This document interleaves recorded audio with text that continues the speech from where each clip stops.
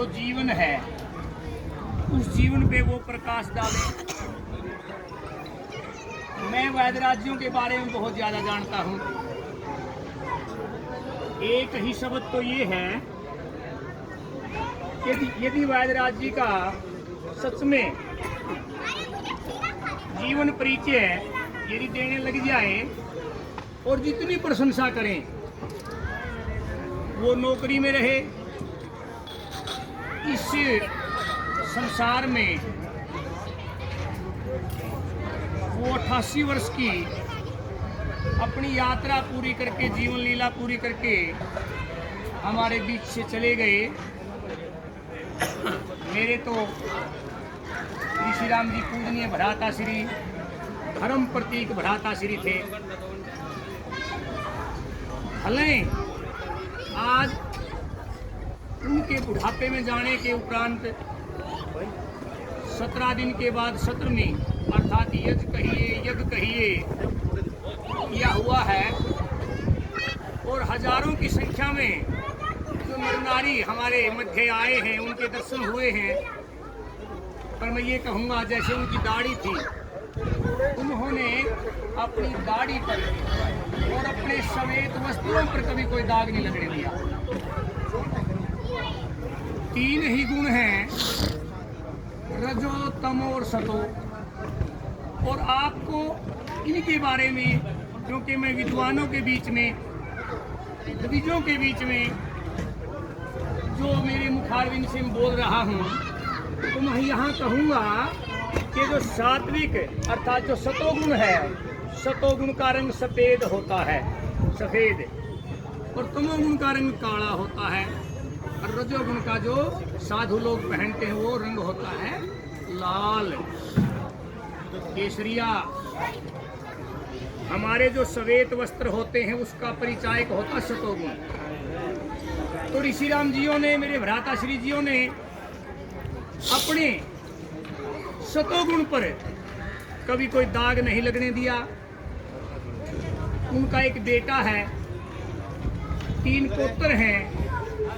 अपने पोत्रों को उन्होंने ऐसा, जैसे माता अपने गर्भ में रखती है ना पुत्र को, माता हमारे ऋग्वेद का यदि मैं आपको मंत्र बताऊं तो सच्चाई ये है कि जैसे माता गर्भ में रखती है अपने पुत्र को, ऐसे ही पहले शिष्य को गुरु ऐसे रखते थे जैसे माता गर्भ में रखती है, यानी गुरु के होते हुए शिष्य को कोई चिंता नहीं होती थी। तो उन्होंने अपने 3 पोतों को, बड़े शिवरतन जी, फिर पुरुषोत्तम जी, फिर गोपाल जी, उनको ऐसा रखा जैसे अपने गर्भ में रखते हैं, यानी गुरु भी थे वो उनके, दादाजी भी थे उनके। और जिस समय मैं मिलने के लिए आता था रेवा से, तो मुझे अचंभा होता है इस बात का कि जब भी मैं आता था तो मेरे को इतनी बातें बताते थे, इतने वेद के सूत्र, वेद के मंत्र, और जो कहा करते भाई मंत्रों का अर्थ सीधा सीधा एक है, मंत्रना। यानी मंत्रों का अर्थ ये नहीं है कि कोई झाड़ा फूक करना है, तो मंत्र यदि याद हुए तो मंत्रना, अर्थात परम पिता परमात्मा के नजदीक पहुंचने वाली मंत्रणा। जैसे मित्र के साथ में आप स्नेह रखेंगे तो मंत्रणा होगी ना, तो उस मंत्रणा का सीधा अर्थ है कि भगवान के साथ में मंत्रणा, मंत्र का अर्थ है। तो मैं भाई को सच्ची श्रद्धांजलि देता हूँ और मैं परम पिता परमात्मा से प्रार्थना करता हूँ। देखो हम सब लोग मोक्ष की प्रार्थना किया करते हैं कि मोक्ष हो, परम पद हो, धर्म है। सत्य प्रकाश जी आप भी देखिए, आप स्वशास्त्री हैं, धर्म है, अर्थ है, काम है और मोक्ष है, ये सब ज्ञान के साथ होने चाहिए। ऐसे ही भाई साहब कहा करते थे, अर्थात ऋषि राम जी कहा करते थे। इस समय डॉक्टर राम कुमार जी आत्रे, मुझे खुशी होती है, आपको भी खुशी होनी चाहिए इस बात की कि जिस समय विद्वानों की बात चलती है तो संसार में सबसे अच्छा केंद्र संस्कृत का यदि कहीं है पूरे संसार में तो बनारस को, वाराणसी को, काशी जी को माना जाता है। काशी जी में जो सबसे बड़े विद्वान हुए वो भी करोड़ा गांव के। काशी जी के सबसे बड़े विद्वान वंशीधर जी वेदाचार्य, डॉक्टर राम कुमार अत्रे जी के ताऊ जी, ऋषि राम जी के ताऊ जी, चाचा जी, ताऊ जी। तो यानी जो सबसे बड़े विद्वान संस्कृत के हुए संसार के, वंशीधर जी वेदाचार्य, वो भी करोड़ा के। और जिस समय लक्ष्मीराम बड़े भाई साहब, वेद प्रकाश बड़े भाई साहब, जिस समय बात चलती है हिंदी के विद्वानों की, साहित्य के विद्वानों की, वहाँ भी ये बात चलती है कि वहाँ भी हिंदी के साहित्य के विद्वान जो हुए हैं वो भी करोड़ा के हुए, डॉक्टर राम कुमार जी आत्रेय। तो डॉक्टर राम कुमार आत्रेय जी जिस समय सुबह और शाम अपने भाई के पास हाजिरी लगाते थे, और 1 साल 2 महीने पहले डॉक्टर राम कुमार आत्रेय जी चले गए। भाई साहब तो उसी दिन इतनी मर्ज मान के बैठ गए थे ऋषि राम जी तो, कि अब मेरा कुछ नहीं। यानी इतना ज़्यादा स्नेह, इतना ज़्यादा प्यार है। और मेरे को कहा कि भाई मैं तो कम से कम भी उनसे 16 वर्ष बड़ा हूँ, मैं अब कैसे रहूँगा।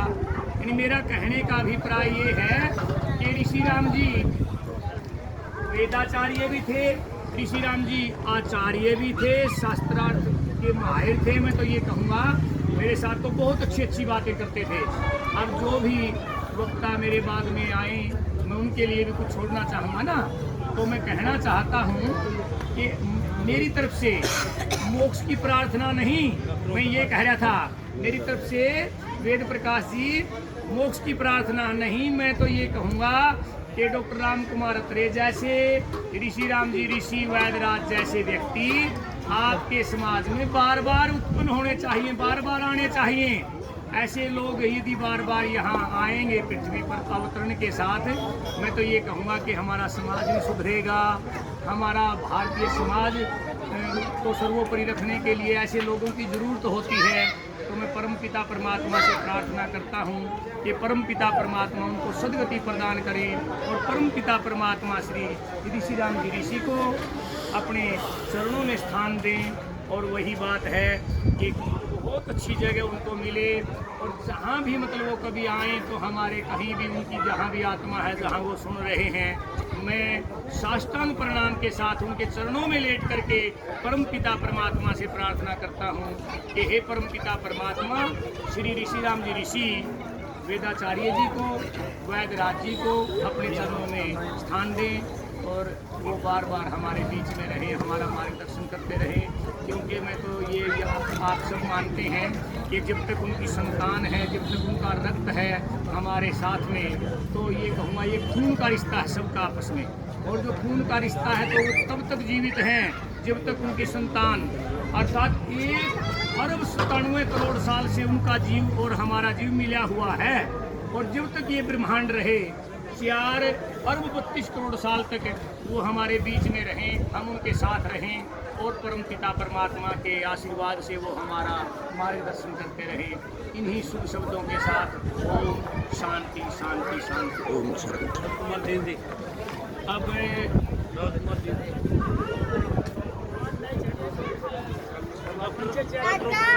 डॉक्टर ओम प्रकाश जी आए और अपने विचार रखें। राजकुमार जी श्रद्धांजलि सभा में उपस्थित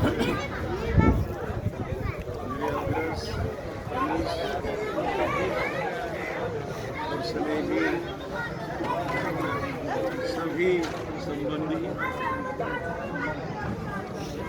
आज हम सब उस पुण्य आत्मा को श्रद्धांजलि अर्पित करने के लिए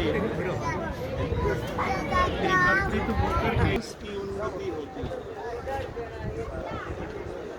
अभी आदरणीय वंशीधर जी, आदरणीय राम कुमार जी, किसी प्रकार का तनाव उनके आकृति में नहीं दिखाई दिया। गांव को अपना लक्ष्य जब उन्होंने बनाया, उसके बाद यहाँ कुरुक्षेत्र में आकर के अपने पोत्रों को, उनका परिवार उनके प्रति इतना समर्पित था, जैसे हम शास्त्र में पढ़ते हैं, तन माम अवतु तद वक्तारम अवतु।